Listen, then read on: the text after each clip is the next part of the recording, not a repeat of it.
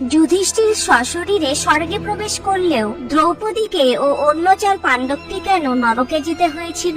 অর্জুন যখন হস্তিনাপুরে এসে শ্রীকৃষ্ণের দেহত্যাগের সংবাদ দিয়েছিলেন, তখন ধর্মরাজ যুধিষ্ঠির বুঝে গিয়েছিলেন স্বয়ং শ্রীকৃষ্ণ যখন ইহলোক ত্যাগ করেছেন, তখন তাদেরও মহাপ্রস্থানের সময় উপস্থিত হয়েছে। কলিযুগকে সাদরে আহ্বান জানানোর সময় হয়ে এসেছে।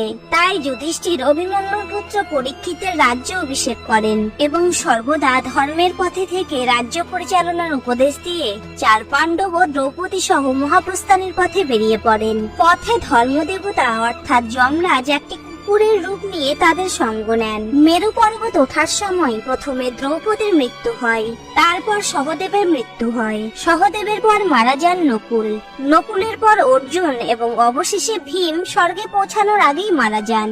অবশেষে যুধিষ্ঠির পথিমধ্যে সঙ্গ নেওয়া কুকুরটিকে সাথে নিয়ে স্বর্গদ্বারে পৌঁছান। দেবরাজ ইন্দ্র স্বয়ং স্বর্গদ্বারে উপস্থিত হন যুধিষ্ঠিরকে স্বর্গে নিয়ে যেতে, কিন্তু ইন্দ্র যুধিষ্ঠিরকে কুকুর সহ স্বর্গে প্রবেশ করতে বাধা দেন। তিনি জানান যুধিষ্ঠির স্বর্গে যেতে ইচ্ছুক হলে তাকে একাই প্রবেশ করতে হবে। যুধিষ্ঠির উত্তর দিয়েছিলেন, এই কুকুরটি দুর্গম যাত্রাপথে তার সাথে ছিল। প্রভু ভক্ত কুকুর ছাড়া তিনি স্বর্গে প্রবেশ করলে তার নির্দয়তা হবে, সুতরাং তিনি স্বার্থপর হয়ে কুকুর ছাড়া স্বর্গে প্রবেশ করবেন না।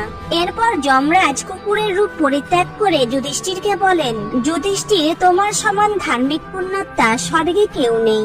এরপর যুধিষ্ঠির স্বর্গে প্রবেশ করে তার 4 ভাই ও দ্রৌপদীকে দেখতে চান।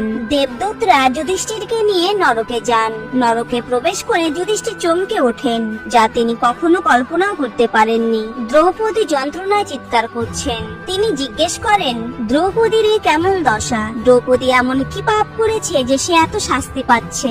অপরদিকে তিনি দেখেন 4 পাণ্ডবদের ওপর চলছে নরকের নির্মম নির্যাতন। সকলে যুধিষ্ঠিরের কাছে তাদের বাঁচানোর জন্য সাহায্য প্রার্থনা করছেন। তপ্ত শলার আঘাতে অর্জুন শিশুর ন্যায় কান্না করছেন। এমন সময় যুধিষ্ঠিরকে বলা হয়, এখন আপনাকে স্বর্গে যেতে হবে।